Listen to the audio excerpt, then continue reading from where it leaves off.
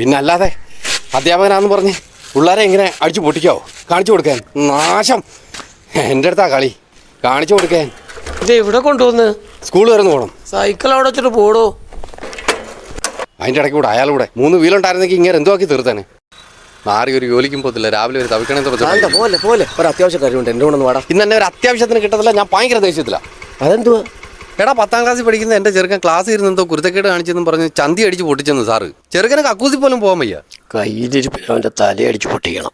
അതിനിപ്പോൾ നീ എന്തോ ചെയ്യാൻ പോവാ? ഞാൻ പഞ്ചായത്ത് മെമ്പറേയും PT അംഗങ്ങളെ മൊത്തം വിളിച്ച് പറഞ്ഞിട്ടുണ്ട്. ഇന്നാ സാറിൻ്റെ ജോലി കളഞ്ഞിട്ടേ ഉള്ളൂ, ബാക്കി കാര്യം. എൻ്റെ പൊന്ന് സാധാരണ നീ ബ്രീത്ത് വിട്. ബ്രീത്ത് വിടാൻ പറ്റത്തില്ല. എന്താ? ഞാൻ പല്ല് വെച്ചിട്ടില്ല. എടാ നീ ഒരു കാര്യം മനസ്സിലാക്കുക.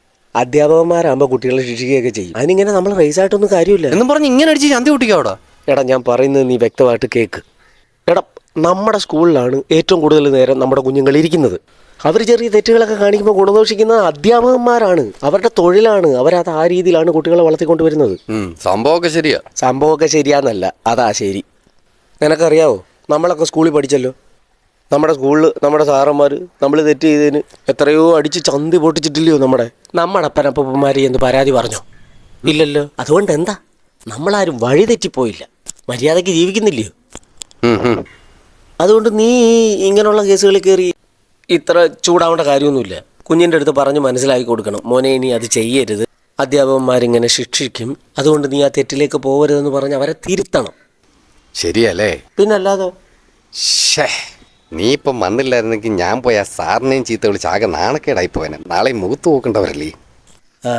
ഇപ്പം നിനക്ക് കാര്യം മനസ്സിലായില്ലേ? എടാ നമ്മുടെ മക്കളോട് പറഞ്ഞു കൊടുക്കണം, അധ്യാപകന്മാർ ദൈവത്തിന് തുല്യമാണെന്ന്. മനസ്സിലായ? തീർച്ചയായിട്ടും തീർച്ചയായിട്ടും. അത് വിട്. ഇപ്പം നീ ഓക്കെ ആയില്ലയോ? ഓക്കെ അല്ലേ? ആകെ നാണം കെട്ട് പോയായിരുന്നു ഞാൻ പോയായിരുന്നെങ്കിൽ അല്ലേ. എന്നാ നീ വാ, നമുക്ക് ചവറ പോലീസ് സ്റ്റേഷൻ വരെ ഒന്ന് പോവാം. അതെന്തിനാ പോലീസ് സ്റ്റേഷനിൽ? എടാ നമ്മളെ കണക്ക് പഠിപ്പിച്ച പ്രഭാരം മാഷില്ലേ, നമ്മുടെ സാറ്. ഞാൻ ബൈക്ക് വന്നപ്പോൾ പുള്ളിയുടെ സൈക്കിൾ വന്ന് എൻ്റെ ബൈക്കിലൊന്ന് ഇടിച്ചായിരുന്നു. അയ്യോ അളിയ, സാറിന് കുഴപ്പം എന്തെങ്കിലും ഉണ്ടോ? അല്ല, പുള്ളിക്ക് കുഴപ്പമൊന്നുമില്ല. എൻ്റെ വലത്തെ സൈഡിൽ ഇൻഡിക്കേറ്റർ പൊട്ടിപ്പോയായിരുന്നു. അത്രേ ഉള്ളോ? പക്ഷേ എനിക്കത് കണ്ടപ്പോൾ ദേഷ്യം വന്നളിയാ. ഞാൻ പുള്ളി എടുത്തിട്ടങ്ങ് ഇടിച്ച്. പുള്ളിയുടെ മൂക്കിൽ നിന്നൊക്കെ ചോര വന്നിടാം. ഫസ്റ്റ് സാർ എനിക്കെതിരെ കേസ് കൊടുത്തടാ. നീയും കൂടെ എൻ്റെ കൂടെ വന്ന് സാറിനോടൊന്ന് പറഞ്ഞാൽ സാറ് ചിലപ്പോൾ എന്നോട് ക്ഷമിക്കുമായിരിക്കും.